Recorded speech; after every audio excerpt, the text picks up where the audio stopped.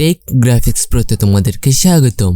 এই পর্বটি Adobe illustrator টিউটোরিয়ালের দ্বিতীয় পর্ব। এই পর্বটিতে তোমাদেরকে আমি প্রজেক্ট ক্রিয়েট করে দেখাবো। ভিডিওটি শুরু করার পূর্বে একটা লাইক করে দিও এবং চ্যানেলে এখনো পর্যন্ত সাবস্ক্রাইব না করে থাকলে অবশ্যই একটা সাবস্ক্রাইব করে দিও। তো চলো শুরু করা যাক। তো এই মুহূর্তে আমি আমার ডেস্কটপে আছি। তো চলো সফটওয়্যারটি রান করে নিই। রান করার জন্য আমি কি করব, আমার এই স্টার্ট বাটনে ক্লিক করে নেব। দেন তারপর আমি সফটওয়্যারটি এইখান থেকে খুঁজে বের করে তারপর ডবল ক্লিক করব।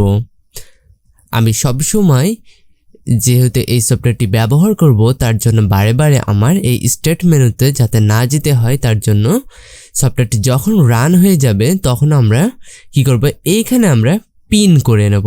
ঠিক আছে, পিন করে নিলে এই সফটওয়্যারগুলো যেহেতু আমার লাইন বাই লাইনে আছে, আমি চাচ্ছি যে আমার এই নতুন সফটওয়্যারটিও আমার এখানে থেকে যাক। ঠিক আছে, তার জন্য কি করব, এই সফটওয়্যারটি রাইট বাটনে ক্লিক করে পিন টু টেক্সট বার করে নেব। এখন থেকে আমার আর স্টার্ট বাটনে যাওয়া লাগবে না, ঠিক আছে, বা এই মেনুতে যাওয়া লাগবে না। তো চলো সফটওয়্যারটি আমার রান হয়ে গেছে। এখন কি করব, আমরা নতুন প্রজেক্ট ক্রিয়েট করব। তার জন্য আমরা এই ক্রিয়েট নিউ এখানে ক্লিক করতে পারি, অথবা এই ফাইলে ক্লিক করে আমরা নিউতে ক্লিক করতে পারি, অথবা কিবোর্ডের কন্ট্রোল আর এন একসাথে চিপে ধরেও আমরা এই কাজটি করতে পারি। তো চলো, আমাদের এখানে আছে যেহেতু, তো আমরা অত কষ্ট করব কেন, ক্রিয়েট নিউ এই বাটনে ক্লিক করব। এখানে ক্লিক করার পর আমাদের একটা নতুন ফর্ম আসবে। এখানে আমাদের অনেক কিছু জিজ্ঞাসা করবে। ঠিক আছে, প্রথমে আমাদের প্রজেক্ট নেম।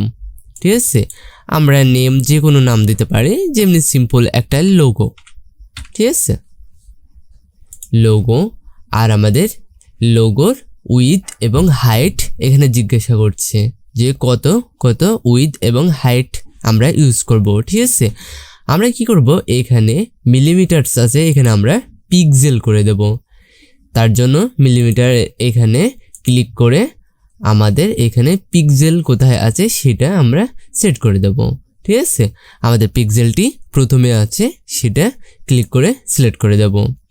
তারপর আমরা কি করব, এইখানকার এই পয়েন্টগুলো আমরা কেটে দিয়ে আমাদের মনের মতো পিক্সেল বসিয়ে নেব।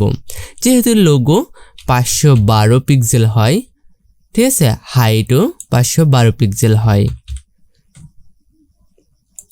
তো তোমরা যেহেতু ইলাস্ট্রেটরে একেবারে নতুন, তার জন্য একেবারে ঘাবড়ানোর কিছু নেই। ঠিক আছে, প্রথম যে কোনো গ্রাফিক্স ডিজাইনের জন্য তোমরা যখন এক্সপার্ট হয়ে যাবে, সেই সময় তোমাদের এই উইথ আর হাইট নিয়ে এত টেনশন করা লাগবে না। ঠিক আছে, আপাতত মনে রাখো যে একটা উইথ দেওয়া লাগে এবং হাইট দেওয়া লাগে। ঠিক আছে, তারপর আমরা কি করব, কালার মোড এইটা চেঞ্জ করে নেব। যদি আমাদের তৈরি করা গ্রাফিক্সটি যদি আমাদের ওয়েবে ব্যবহার করতে চাই, মানে অনলাইনে ফেসবুকে এই ধরনের বা ইউটিউবে, তার জন্য আমরা কালার মোড RGB কালার করে দেব। ঠিক আছে, আর যদি আমরা প্রিন্ট করতে চাই, যেমনি গেঞ্জিতে, মগে, যে কোনো জায়গায়, ঠিক আছে, বা ব্যানারে, তখন CMYK এই কালার মোডটি ইউজ করব। ঠিক আছে, তো আমরা যেহেতু ওয়েবের জন্য, তার জন্য RGB কালার। ঠিক আছে, তোমার যেটা ইচ্ছা। দেন তারপর আমরা কি করব, এই ক্রিয়েট বাটনে ক্লিক করব। আমাদের মোটামুটি প্রজেক্ট সেট আপ করা হয়ে গেছে। ঠিক আছে, আর আমরা কি করব, এই ওয়ার্ক প্লেসটা বা যেটা আমরা দেখতে পাচ্ছি এইটার একটু মডিফাই করব।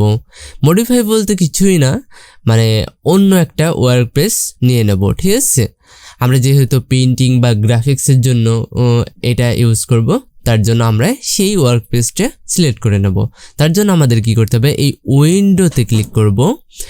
এইখান থেকে আমরা ওয়ার্ক প্লেস, এখানে ক্লিক করা লাগবে না, এখানে মাউসটা রাখলে আমাদের একটা ড্রপ ডাউন মেনু ওপেন হয়ে যাবে। ঠিক আছে, এই সাইডে এসে আমরা কি করব, এই পেইন্টিংয়ে ক্লিক করে দেব।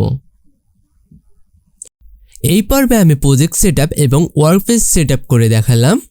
তো পরবর্তী পর্বে আমি কি করব, এই সফটওয়্যারের প্রত্যেকটা টুলস এক একটা করে দেখাবো। এক একটা টুলসের কি কি কাজ তা আমি একে একে দেখাবো। তো আজকের ভিডিওটি যদি ভালো লেগে থাকে অবশ্যই একটা লাইক করে দিও এবং চ্যানেলে এখনো পর্যন্ত সাবস্ক্রাইব না করে থাকলে অবশ্যই একটা সাবস্ক্রাইব করে দিও।